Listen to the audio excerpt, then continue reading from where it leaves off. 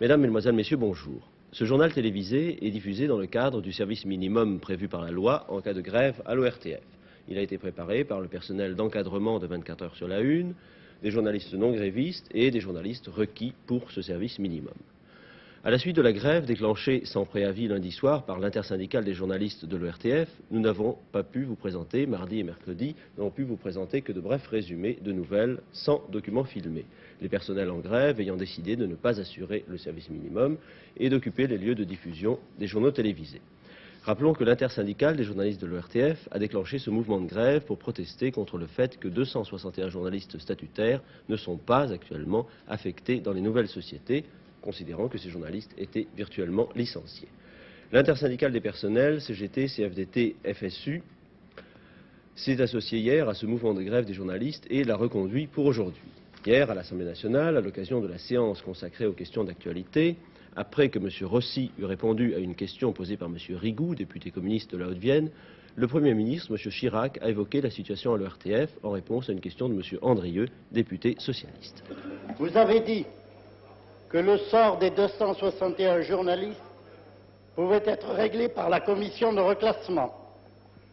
Pouvez-vous vous engager quant au reclassement effectif dans les autres services? Nous avons en effet toutes les raisons de croire et de craindre que le non-reclassement d'aujourd'hui soit en réalité l'annonce d'un licenciement avant le 1er janvier. C'est d'ailleurs pour cela que le personnel a usé de son droit de grève. Je suis sûr que tout rentrera dans l'ordre si vous prenez maintenant l'engagement que ces 261 journalistes ne seront pas licenciés. Le problème évoqué aujourd'hui concerne les journalistes statutaires parce qu'il est d'actualité.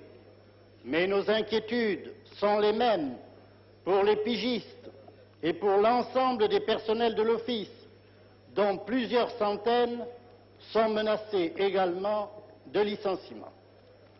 Ce matin, mon collègue Georges Fillou a demandé à la délégation parlementaire à l'ORTF de se saisir des problèmes concernant le personnel de l'Office pour examiner les conditions d'application de la loi dans les opérations de reclassement. La délégation a décidé d'accorder la priorité à cette question et d'entendre dans les meilleurs délais toutes les parties intéressées. Pouvez-vous vous engager à faire en sorte qu'il soit tenu compte de cet avis, de ces décisions concernant le personnel? Car vous savez, l'avis ne peut en aucune façon être suivi si vous ne le désirez pas. Monsieur le Premier ministre.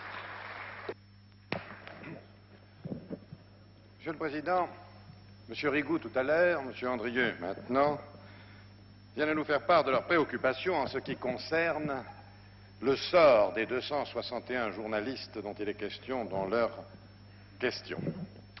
Je ne prenais naturellement aucun engagement. Il faut tout de même être clair dans cette affaire.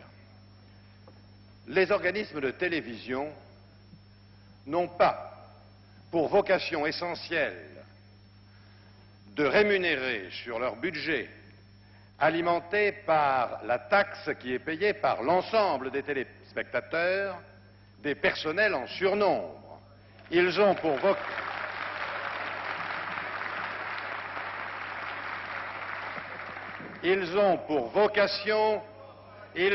vocation de donner la meilleure information possible et la plus impartiale possible à l'ensemble des Françaises et des Français.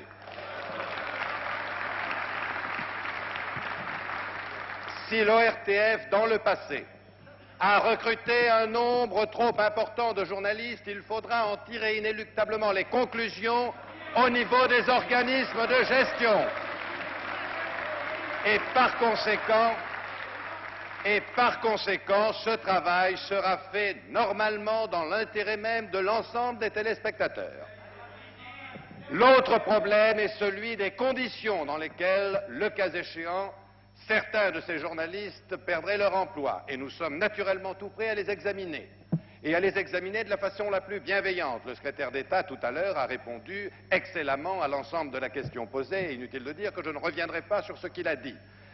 Mais si nous sommes tout prêts à examiner de façon très concrète l'ensemble des problèmes posés par ces pertes d'emploi, je ne suis par contre absolument pas disposé à accepter que le programme minimum qui est légal et qui est dû à l'ensemble de la population française soit saboté comme il l'est actuellement. Je ne serai pas non plus...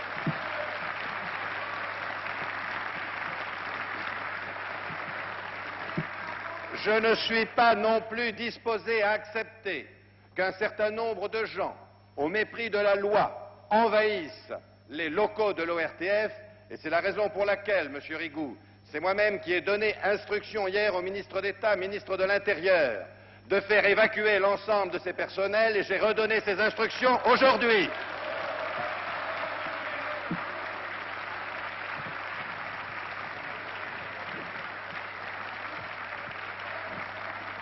Et je dirais, Monsieur Rigaud, que ceux qui n'ont comme ambition fondamentale que de créer le désordre en seront pour leurs frais.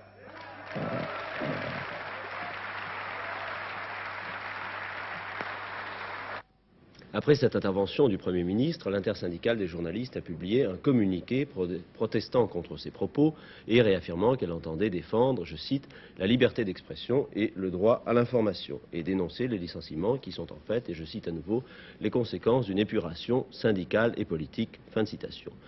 Comme M. Chirac l'avait annoncé à l'Assemblée nationale, pour faire respecter la diffusion du programme minimum prévu par la loi pour les journaux télévisés, le gouvernement a pris dès hier soir un certain nombre de dispositions. C'est ainsi qu'à la fin des émissions, des forces de police ont pris position rue Cognac-G devant l'entrée de l'ORTF. Ce matin, seuls pouvaient accéder aux locaux de la télévision les personnels journalistes et techniciens chargés d'assurer le service minimum, ainsi que les personnels d'encadrement.